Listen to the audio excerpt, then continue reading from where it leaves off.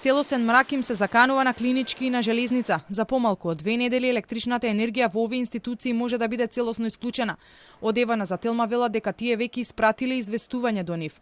Направени и план на кои точки ќе има прекин на струјата.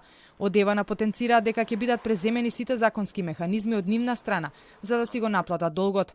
И од железници и од службата за заеднички работи на клинички се надеваат на помош од владата за да не останат во мрак. Од МЖ Транспорт за Телма соопштија дека тие имаат направено големи заштеди на струја за септември, октомври и ноември, но дека долгот кон Евана стои.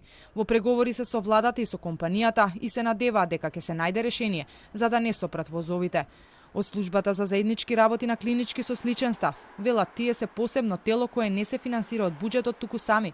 И тие како железница се надеваат дека државата ќе најде начин да исплати повеќе средства во фондот за здравство, а потоа оттаму да се прераспределат по клиниките и со тие пари да почнат да се плаќаат фактурите за струја. Потенцира дека во моментов тоа е единствениот начин да се расчисти долгот.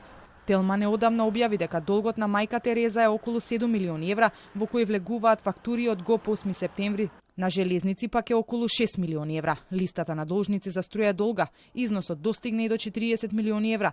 Оваа сума представува сериозна закана за енергетскиот сектор во услови на најтешката и најдлабоката енергетска криза.